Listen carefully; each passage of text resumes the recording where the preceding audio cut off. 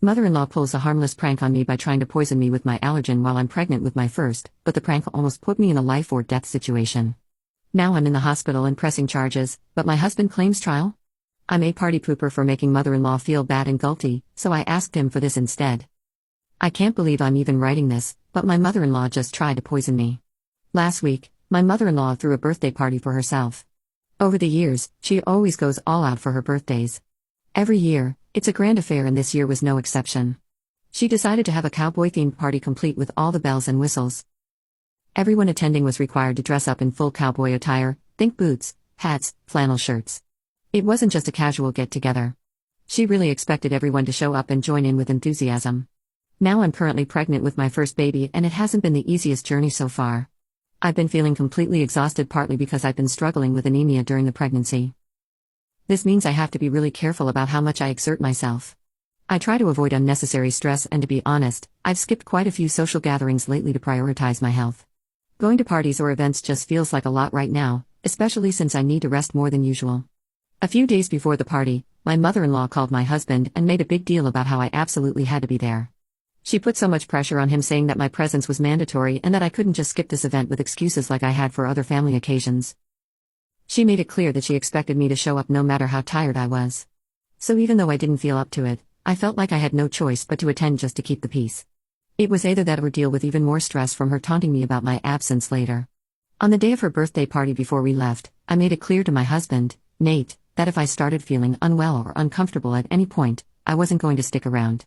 I told him I would head straight back home if things got too overwhelming.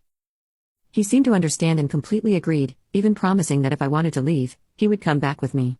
That gave me some reassurance for the event. Later, when we arrived at the venue, we were immediately greeted by several family members. As is often the case when you're pregnant, people started gravitating towards me, touching my belly and talking to it in those babyish, overly sweet voices as if the baby could somehow hear and respond.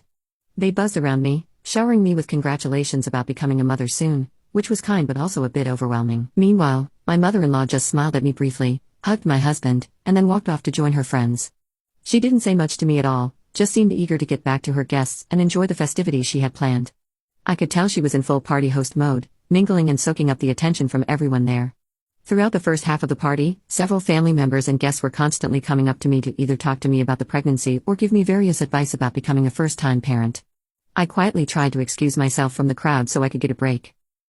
And when I finally found a quiet spot to sit down, I was grateful to be able to catch my breath. Thankfully, my husband's cousin, Robin, came over to keep me company. Robin and I have always had a good relationship. She and my husband were very close growing up, so naturally, we became friends after I married into the family. She's one of the few people who really gets me, and she knows how much I've been avoiding social events lately, especially now I'm pregnant. As she sat down beside me, she immediately cracked a joke saying how surprised she was to actually see me at the party, considering how I've been staying home more often. She teased that if I hadn't shown up, mother-in-law would have definitely given her and my husband an earful for letting me get away with it. We both laughed at that because we knew it was true.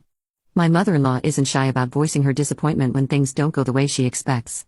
And she would have had a lot to say if I had skipped her birthday party. As we continued chatting, catching up about life and the pregnancy, my mother-in-law suddenly came over. She didn't sit down or join in the conversation. She just looked me up and down and then without any hesitation, told me how different I looked since the last time she saw me. The way she said it caught me a little off guard and for a second, I wasn't sure how to respond. For context, even though my mother-in-law lives in the same city as us, she rarely visits us at home.